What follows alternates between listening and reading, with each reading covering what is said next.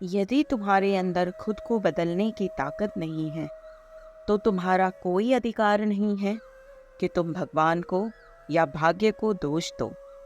नमस्कार दोस्तों, मैं अनामिका फिर से उपस्थित हूँ भागवत गीता के अध्याय 7 की सरल शब्दों में व्याख्या के साथ। तो आइए जानते हैं अध्याय 7 भागवत ज्ञान विज्ञान।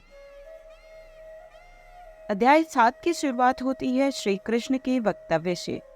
श्री कृष्ण अर्जुन से कह रहे हैं, हे प्रथापुत्र, अब उसको सुन जिससे तू योग का अभ्यास करते हुए मुझ में अनन्य भाव से मन को स्थिर करके और मेरी शरण होकर के संपूर्णता से मुझको बिना किसी संशय के जान सकेगा। श्री कृष्ण ने कहा, अब मैं तेरे लिए उस परम ज्ञान को अनुभव सहित कहूँगा जिसको पूर्ण रूप से जानने के बाद भविष्य में इस संसार में तेरे लिए अन्य कुछ भी जानने योग्य शेष नहीं रहेगा। दोस्तों, प्रथम 6 अध्यायों में जीवात्मा को भौतिक आत्मा के रूप में वर्णित किया गया है, जो विभिन्न प्रकार से योगों द्वारा आत्म साक्षात्कार को प्राप्त हो सकता है। 6 अध्याय के अंत में यह स्पष्ट कहा गया है कि मन को कृष्ण पर एकाग्र करना या दूसरे शब्दों में कृष्णा भावनामृत ही सर्वोच्च योग्य है। आगे श्री कृष्ण कहते हैं, हजारों मनुष्यों में कोई एक ही मेरी प्राप्ति के लिए यत्न करता है और उन यत्न करने वाले योगियों में भी कोई ही पुरुष मेरे परायण हुआ मुझको तत्व से जान पाता है। भगवान श्री कृष्ण को यशोदानंदन या पार्थसारथी के रूप में कभी नहीं समझ सकते। कभी कभी बड़े बड़े देवता भी कृष्ण के विषय में भ्रमित हो जाते हैं। भगवान कहते हैं कि कोई भी मुझे उस रूप में तत्वतः नहीं जानता जैसा मैं हूँ, और यदि कोई जानता है तो ऐसा कोई विरला ही होगा। केवल शुद्ध भक्त ही कृष्ण को अचिंत्य गुणों को सब कारणों के कारण रूप में उनकी सर्वशक्तिमत्ता तथा ऐश्वर्य, उनकी संपत्ति, यश, बल, सौंदर्य, ज्ञान तथा वैराग्य के विषय में कुछ कुछ जान सकता है। ब्रह्म साक्षात्कार की वे पराकाष्ठा है और केवल भक्त गण ही जान सकते हैं। पृथ्वी, जल, तेज, वायु तथा आकाश और मन, बुद्धि एवं अहंकार, ऐसे यह 8 प्रकार के से विभक्त हुई मेरी प्रकृति है। यह तो अपरा है, अर्थात मेरी जड़ प्रकृति है। और हे महाबाहु, इससे दूसरी ओर मेरी जीव रूपा परा अर्थात चेतन प्रकृति जान, कि जिससे यह संपूर्ण जगत धारण किया जाता है। जड़ प्रकृति मतलब वो सारी स्थूल दुनिया जिनको हम चारों तरफ देखते हैं, और परा मतलब चेतन प्रकृति हुई। जीवात्मा वो आत्मा जो हम सब में मौजूद है। सारी दुनिया श्री कृष्ण से ही उत्पन्न हुई है और उन्हीं में प्रलय होती है। आगे श्री कृष्ण कहते हैं, हे अर्जुन, तू ऐसा समझ कि संपूर्ण भूत इन दोनों प्रकृतियों परा और अपरा से उत्पन्न होने वाले हैं, और मैं संपूर्ण जगत की उत्पत्ति तथा प्रलय रूप हूँ, अर्थात संपूर्ण जगत का मूल कारण हूँ। हे अर्जुन, जल में मैं रस हूँ, चंद्रमा और सूर्य में प्रकाश हूँ मैं, संपूर्ण वेदों में ओम मैं हूँ, आकाश में शब्द और पुरुषों में पुरुषत्व मैं हूँ, पृथ्वी में पवित्र गंध और अग्नि में मैं तेज हूँ, संपूर्ण भूतों में मैं जीवन हूँ, अर्थात जिसमें वे जीते हैं वह तत्व मैं हूँ, तथा तपस्वियों में तप मैं हूँ। हे अर्जुन, तू संपूर्ण भूतों का सनातन बीज यानी कारण मुझे जान। मैं बुद्धिमानों में बुद्धि तथा तेजस्वियों में तेज हूँ। यहाँ श्री कृष्ण अपने असली रूप की एक एक परत धीरे धीरे खोल रहे हैं। दोस्तों, जितने भी जीव हमें दिखते हैं और जो आज से भी पहले थे या आज के बाद भी आएंगे, उन सब का सनातन बीज अर्थात उन सभी की उत्पत्ति का कारण कृष्ण ही है। जब हम अपनी बुद्धि से किसी प्रश्न का उत्तर निकालते हैं, कोई रास्ता खोजते हैं, तो वो बुद्धि भी कृष्ण ही है। उसी प्रकार तेजस्वियों में जो तेज होता है वो भी श्री कृष्ण ही है। आगे श्री कृष्ण कहते हैं, हे भरत श्रेष्ठ, आसक्ति और कामनाओं से रहित बलवानों का बल अर्थात सामर्थ्य मैं हूँ, और सब भूतों में धर्म के अनुकूल अर्थात शास्त्र के अनुकूल काम मैं हूँ। दोस्तों, जब लोग संकट में होते हैं, संशय में होते हैं, क्या करें क्या ना करें, तो उन्हें यही कहा जाता है कि शास्त्रों के अनुसार जो ठीक हो वही कर लें, अर्थात शास्त्रों के अनुसार जो कार्य होता है वो श्री कृष्ण है। आगे श्री कृष्ण अर्जुन को बताते हैं कि तुम जान लो कि मेरी शक्ति द्वारा सारे गुण प्रकट होते हैं, चाहे वो सतोगुण हो, रजोगुण हो या तमोगुण हो। एक प्रकार से मैं सब कुछ हूँ, किंतु मैं हूँ स्वतंत्र। मैं प्रकृति के गुणों के अधीन नहीं हूँ, अपितु वे मेरे अधीन हैं। संसार के सारे भौतिक कार्यकलाप प्रकृति के गुण के अधीन संपन्न होते हैं। यद्यपि प्रकृति के गुण परमेश्वर कृष्ण से उद्भूत हैं, किंतु भगवान उनके अधीन नहीं होते। जिस प्रकार जिसमें आत्मा होती है उसे ही भूख और प्यास लगती है, परंतु दोस्तों, आत्मा का खुद प्यास और भूख से कोई लेना देना नहीं है। प्यास और भूख से उसका कोई संबंध नहीं होता। सारा संसार प्रकृति के 3 गुणों से मोहित होता है, सतो, रजो और तमोगुण। जो लोग इस प्रकार से 3 गुणों के द्वारा मोहित हैं, वे नहीं जान सकते कि परमेश्वर कृष्ण की प्रकृति से परे हैं। यद्यपि यह जीवन भी नश्वर है और हम नहीं जान पाते कि अगले जीवन में हम क्या होंगे, किंतु माया के वश में रहकर हम अपने आप को देहात्मा बुद्धि के द्वारा भारतीय, अमेरिकी, रूसी, ब्राह्मण, हिंदू, मुस्लिम आदि कहकर सोचते हैं। हम प्रकृति के गुणों में बंद करके उस भगवान को भूल जाते हैं जो इन गुणों के मूल में है। सारे जीव प्रकृति के इन गुणों द्वारा मोहित होकर या नहीं समझ पाते कि इस संसार की पृष्ठभूमि में भगवान है। श्री कृष्ण भावनामृत प्रकृति इन तीनों गुणों से परे है, और जो लोग निसंदेह कृष्णा भावनामृत से स्थिर हैं, वे ही वास्तव में मुक्त हैं।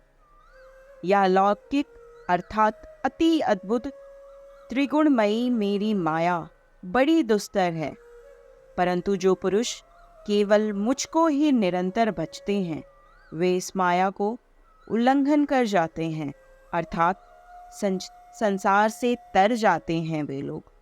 आगे श्री कृष्ण बता रहे हैं वो कौन कौन से व्यक्ति हैं जो कृष्ण को नहीं भजते हैं। वैसे मनुष्य जो अधम हैं, जो निपट मूर्ख हैं, जिनका ज्ञान माया द्वारा हर लिया गया है, तथा जो असुरों की नास्तिक प्रकृति को धारण करने वाले हैं, ऐसे लोग श्री कृष्ण के शरण ग्रहण नहीं करते हैं। घमंड करने वाले लोग, जो खुद को ही कर्ता मानते हैं, जो छोटी बातें और कर्म करते हैं और दूषित कार्य करते हैं, ऐसे लोग कृष्ण को नहीं भजते। क्या आप कृष्ण को भजते हैं दोस्तों? क्या उनके कहे अनुसार निष्काम कर्म को करते हैं? उनके कहे अनुसार योग की साधना करने का प्रयास करते हैं दोस्तों? अगर नहीं तो हमें भी अपने बारे में विचार करना होगा। आगे श्री कृष्ण अर्जुन को बताते हैं कैसे भक्त उनको प्रिय हैं। श्री कृष्ण कहते हैं, हे अर्जुन, जो परम ज्ञानी है और शुद्ध भक्ति में लगा रहता है, वह सर्वश्रेष्ठ है, क्योंकि मैं उसे अत्यंत प्रिय हूँ और वह मुझे प्रिय है। ज्ञानी व्यक्ति श्री कृष्ण के तत्व रूप को जानने की कोशिश करता है, इसलिए वो कृष्ण को अत्यंत प्रिय है। सिर्फ नाम के लिए, अपने स्वार्थ के लिए या अपने दुख को हरने के लिए अगर आप कृष्ण को भजते हैं तो आप उनके प्रिय कभी नहीं हो पाएंगे दोस्तों। जो भक्त भक्ति के बदले कुछ लाभ चाहते हैं, उन्हें भगवान स्वीकार करते हैं, क्योंकि इससे स्नेह का विनिमय होता है। वे स्नेहावश भगवान से लाभ की याचना करते हैं और जब उन्हें वह प्राप्त हो जाता है तो वह इतने प्रसन्न होते हैं कि वो भी भागवत भक्ति करने लगते हैं। किंतु ज्ञानी भक्त भगवान को इसलिए प्रिय हैं कि उनका उद्देश्य प्रेम तथा भक्ति से परमेश्वर की सेवा करना होता है। ऐसा भक्त भगवान की सेवा किए बिना क्षण भर भी नहीं रह सकता। इसी प्रकार परमेश्वर अपने भक्त को बहुत चाहते हैं और वे उनसे विलग नहीं हो पाते। भक्ति या दिव्य अनुष्ठानों को करता हुआ जीव अनेक जन्मों के पश्चात इस दिव्य ज्ञान को प्राप्त कर सकता है कि आत्म साक्षात्कार का चरम लक्ष्य ही भगवान है। आत्म साक्षात्कार के प्रारंभ में जब मनुष्य भौतिकता का परित्याग करने का प्रयत्न करता है, तब निर्विशेषवाद की ओर उसका झुकाव हो सकता है, किंतु आगे बढ़ने पर वह यह समझ पाता है कि आध्यात्मिक जीवन में भी कार्य है और इन्हीं से भक्ति का विधान होता है। जिस प्रकार जीव के शरीर की बोलने की शक्ति, देखने की शक्ति, सुनने की शक्ति, सोचने की शक्ति ही प्रधान नहीं है, समस्त कार्यों का केंद्र बिंदु तो यह जीवन अर्थात प्राण है। इसी प्रकार भगवान वासुदेव या भगवान श्री कृष्ण ही समस्त पदार्थों के मूल सत्ता हैं। अपने भोगों और कामनाओं की वजह से हर जन्म में हमारे संस्कार जमा होते रहते हैं। इन्हीं जमा हुए संस्कारों से हमारा स्वभाव बनता है और इन्हीं स्वभाव की वजह से हम अपनी देवता चुनकर उनकी पूजा करते हैं। व्यक्ति की प्रकृति एक ही जन्म में खत्म नहीं हो जाती, कई जन्मों का खेल होता है ये दोस्तों। हर जन्म में हम पाप पुण्य का लेखा जोखा बनाते जाते हैं। इसी से व्यक्ति का स्वभाव बनता है और व्यक्ति को अपना देवता चुनने पर मजबूर करता है। हर देवता के नियम भी अलग होते हैं और फिर व्यक्ति उन्हीं नियमों का पालन करता है। आगे श्री कृष्ण बताते हैं, मैं प्रत्येक जीव के हृदय में परमात्मा स्वरूप स्थित हूँ। जैसे ही कोई किसी देवता की पूजा करने की इच्छा करता है, मैं उसकी श्रद्धा को स्थिर करता हूँ, जिससे वह उसी विशेष देवता की भक्ति कर सके। परमात्मा रूप में भगवान देवता के हृदय में स्थित रहते हैं, अतः वे देवता के माध्यम से जीव की इच्छा को पूरा करने की व्यवस्था करते हैं, किंतु जीव तथा देवता दोनों ही परमात्मा की इच्छा पर आश्रित हैं, वे स्वतंत्र नहीं हैं। श्री कृष्ण कहते हैं, आपको सिर्फ सकाम भक्त बनना है। इसका मतलब ये बिल्कुल नहीं है दोस्तों कि अपना काम छोड़ सिर्फ भक्ति में लग जाएं और दूसरा कोई काम करे ही ना। अपना काम अच्छे से कीजिए। आपके काम को पूरा करने का आश्वासन श्री कृष्ण देते हैं। श्री कृष्ण कहते हैं, मनुष्य जिस देवता को पूजते हैं, ये उनकी आस्था है। मैं उनका स्वागत करता हूँ, लेकिन ये भी बताते हैं कि वो व्यक्ति जो देवताओं की पूजा करते हैं और उन्हें प्राप्त होने वाले फल सीमित तथा क्षणिक होते हैं। देवताओं की पूजा करने वाले देवलोक को जाते हैं, किंतु मेरे भक्त अंततः मेरे परम धाम को प्राप्त होते हैं। परमेश्वर असीम है, उनका अनुग्रह अनंत है, उनकी दया भी अनंत है। अतः परमेश्वर की अपने शुद्ध भक्तों पर कृपा भी असीम होती है। श्री कृष्ण योगेश्वर हैं। महाभारत के समय वो शरीरधारी योगी थे। समझदार लोग कृष्ण की अव्यक्त रूप को समझने की कोशिश करते हैं, लेकिन बुद्धिहीन मनुष्य उनको मनुष्य मानते हैं। दोस्तों, श्री कृष्ण को आप मनुष्य मानने की गलती मत कीजिएगा। अगर आप ऐसा करेंगे तो अपना समय और जीवन दोनों ही व्यर्थ करेंगे। कृष्ण का स्वरूप जगत के कण कण में मौजूद है। हर जीव में उनका अंश है। श्री कृष्ण को समझने का मार्ग है योग, अर्थात निष्काम कर्म, और अपने हृदय में कृष्ण को धारण करना। भगवान कृष्ण न केवल अजन्मा है, अपितु अविकारी भी हैं।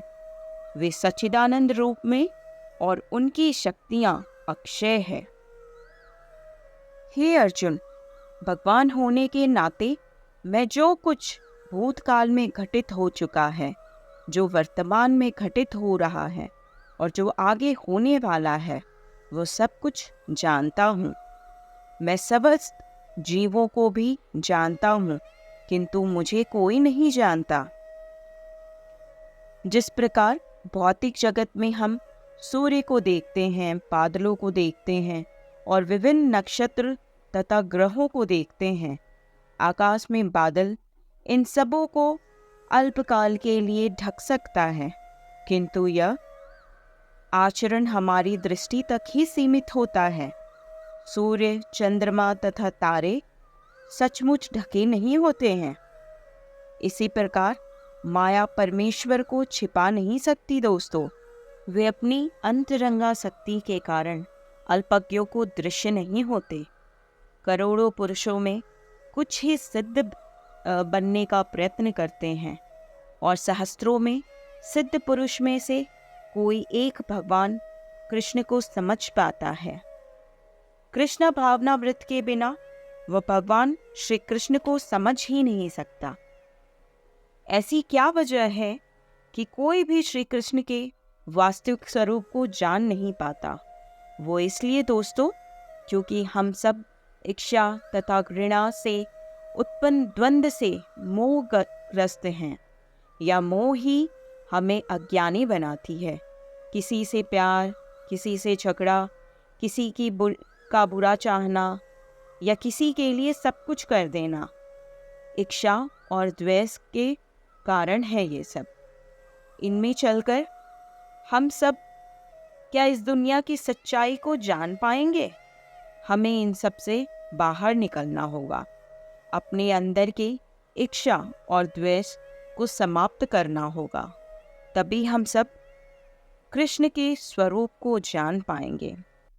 निष्काम भाव से पूर्ण कर्म करते हुए जिनके पाप कर्म नष्ट हो जाते हैं, वह इच्छा और घृणा के मोह के द्वंद्व से मुक्त हो जाते हैं और कृष्ण को भजते हैं।